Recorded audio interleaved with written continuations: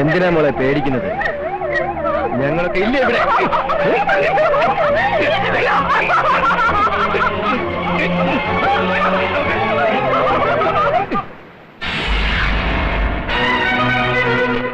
ഇന്ന് പോണ്ട, ഞാൻ പറയുന്നത്.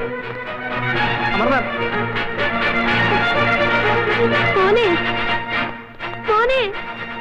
ഞാൻ പറയുന്നത്.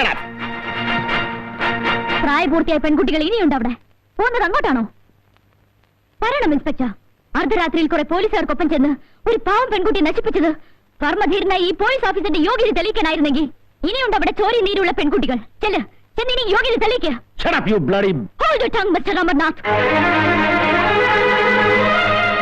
നിങ്ങൾ മൂലം നഷ്ടപ്പെട്ട ആ പെണ്ണിന്റെ മാനം തിരിച്ചു കൊടുക്കാൻ ഈ ഗർജന കൊണ്ടാകില്ല മിസ്റ്റർ.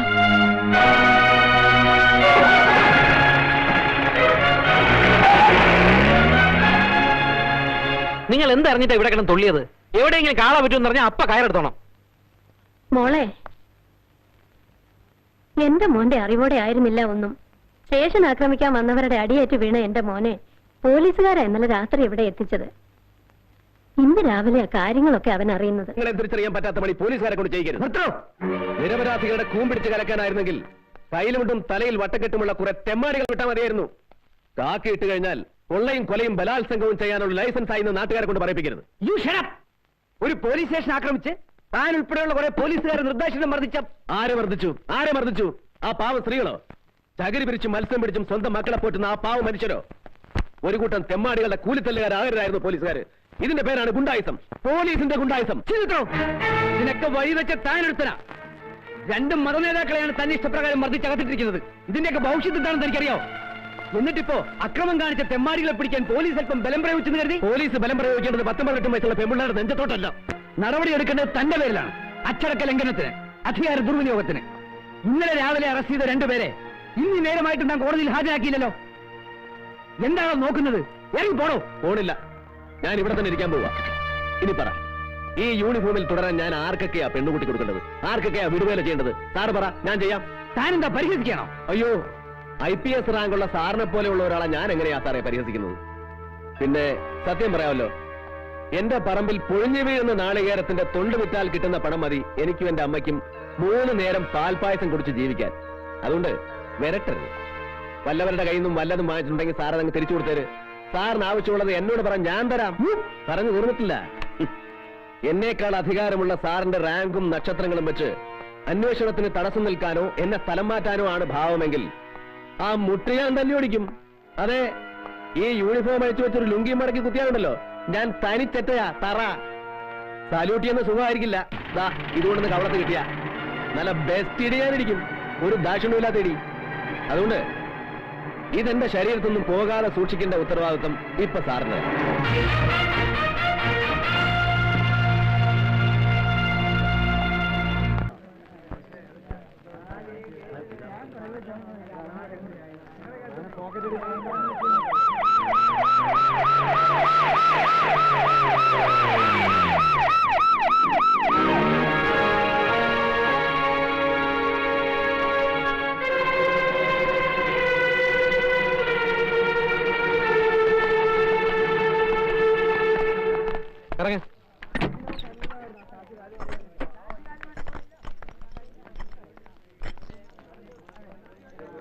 ആ, താൻ ഇവരെ കോടതിയിൽ ഹാജരാക്കാൻ കൊണ്ടുവന്നതായിരിക്കും അല്ലേ?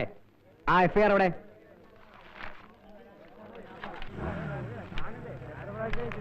According to the section 120th Act B in Indian Penal Code, conspiracy, അതായത് ഗൂഢാലോചന, and for leading the violent mob, അക്രമത്തിന് നേതൃത്വം കൊടുക്കൽ. വൈകിപ്പോയ അമൃതാസ്, താൻ ഈ FIR-ൽ പറഞ്ഞിരിക്കുന്ന അതേ കുറ്റങ്ങൾ കോടതിയിൽ ഏറ്റുപറഞ്ഞ് കോടതി ജുഡീഷ്യൽ കസ്റ്റഡിയിൽ വിട്ടിരിക്കുന്ന പ്രതിയായി ഇവനെ താൻ അറിയില്ലേ?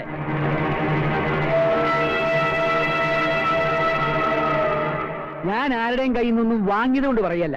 ഇനിയിപ്പോ ഇവരെ ഹാജരാക്കിയത് കൊണ്ടും വലിയ പ്രയോജനമൊന്നും ഉണ്ടാവും തോന്നില്ല. അല്ലേ വക്കീലേ? അതെ, ഒരേ കേസിൽ 2 കൂട്ടം പ്രതികളെ ഹാജരാക്കിയാൽ അവസാനം വിധി പറയുമ്പോ സംശയത്തിന്റെ ആനുകൂല്യത്തിൽ 2 കൂട്ടരും രക്ഷപ്പെടും. അത് അറിയില്ലേ ഇൻസ്പെക്ടർക്ക്? ഇനിയിപ്പോ ഇവരെ വിട്ടുകൊടുക്കുന്ന ആ ബുദ്ധി. അല്ലെങ്കിൽ സാറ് വെറുതെ മനപ്രയാസം ഉണ്ടാവുള്ളൂ. പക്ഷേ എന്ത് ചെയ്യാം, എനിക്കും തനിക്കും ഒക്കെ മുകളിൽ വേറെയും ചിലരില്ലേ, ആഭ്യന്തരമന്ത്രി ഉൾപ്പെടെ. അവര് വിചാരിച്ചാൽ 24 മണിക്കൂർ പോലും തികച്ചു വേണ്ട പല കുറ്റവാളികളും രക്ഷപ്പെടാൻ. ഈ മെഡിക്കലെ ഞാൻ അഭിനന്ദിക്കുന്നു. പക്ഷേ ആർക്കും രക്ഷപ്പെടുത്താനാവാത്ത വിലങ്ങിട്ട് ഞാൻ ഇവിടെ പൂട്ടും. അന്നും കാണണം ചുണ്ടലി ചിരി.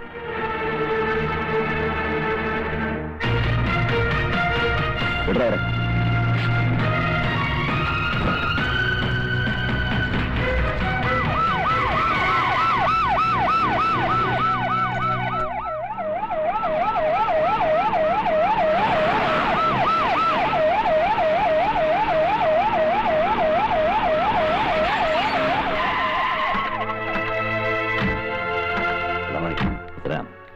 എന്താ എല്ലാരും കൂടി ആ സമയത്ത്? ഇവർക്ക് അങ്ങയോട് എന്തോ പറയാനുണ്ടത്രേ. എന്താ? കടപ്പുറത്തുണ്ടായ കലാപത്തിൽ പലതും നഷ്ടപ്പെട്ടവരാണിവർ. ആ കേസിൽ അറസ്റ്റ് ചെയ്ത മത നേതാക്കളെ വിട്ടുകൊടുക്കാൻ ഉത്തരവിട്ടതും വിടുവിച്ചതും സത്യമാണോന്ന് ഞങ്ങളുടെയൊക്കെ വിശ്വാസം അവർക്കതിൽ പങ്കുണ്ടെന്ന് തന്നെയാ. എന്നിട്ടും സാർ, നിങ്ങളെക്കുറിച്ച് ഞങ്ങൾക്കൊരു മതിപ്പൊക്കെ ഉണ്ടായിരുന്നു. അത് നിങ്ങൾ തകർത്ത് കളഞ്ഞു എന്ന് പറഞ്ഞപ്പോ നെഞ്ചു പൊട്ടിപ്പോയി മിനിസ്റ്ററെ. അശ്വതി വരൂ, നമുക്ക് അകത്തിരുന്ന് സംസാരിക്കാം. എനിക്ക് മാത്രമായിട്ട് ഒന്നും പറയാനില്ല. എന്തെങ്കിലും പറയാനുണ്ടെങ്കിൽ അത് പരസ്യമായിട്ട് പറഞ്ഞാൽ മതി. അങ്ങനെ പരസ്യമായിട്ട് പറയാൻ എനിക്കൊന്നും ഇല്ലെങ്കിലോ? ഞാൻ എന്താ വിചാരിച്ചത്? നിങ്ങൾക്കൊക്കെ ഞാൻ തന്ന സ്വാതന്ത്ര്യം സമയവും സന്ദർഭവും നോക്കാതെ ഇവിടെ കടന്നു വരാനും എന്തും ചെയ്യാനുള്ള ലൈസൻസ് ആണെന്നോ? സത്യത്തിന്റെ ഭാഗത്താണ് അങ്ങ് നിൽക്കുന്നതെങ്കിൽ എന്തിനു പേടിക്കണം? ആരെ പേടിക്കണം? No more arguments please. ഒരു പൊതുപ്രവർത്തക എന്നുള്ള അഹങ്കാരവും എന്നിലുള്ള സ്വാധീനവുമാണ് നിങ്ങളെ കൊണ്ട് ഇതൊക്കെ പറയുന്നതെങ്കിൽ ഒരു നിമിഷം കൊണ്ട് എല്ലാതാകുന്നത്. താനിങ്ങനെ ചൂടായാലോ? അവർക്ക് എന്തെങ്കിലും പറയാനുണ്ടെങ്കിൽ പറഞ്ഞിട്ട് പോട്ടെ. വേണ്ട, ആരുടെ ഔദാര്യം ഞങ്ങൾക്ക് വേണ്ട. സത്യം തുറന്നു പറയാൻ ഒരു സ്വാധീനവും.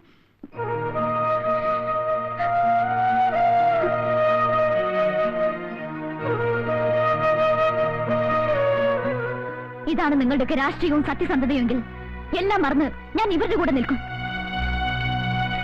പൊതുരംഗത്ത് ഇറങ്ങിയപ്പോൾ അങ്ങ് കൊടുത്ത വാക്ക് പാലിച്ചില്ലെങ്കിലും ഞാൻ കൊടുത്ത വാക്ക് എനിക്ക് പാലിക്കണം.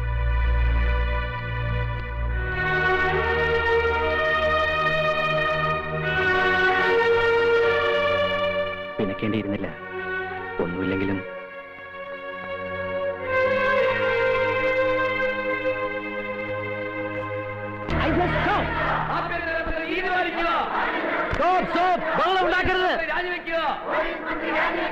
ആഭ്യന്തരമന്ത്രിയോട് വ്യക്തിപരമായ എന്തെങ്കിലും വൈരാഗ്യമുണ്ടെങ്കിൽ അത് തീർക്കേണ്ടത് റോഡിലല്ല.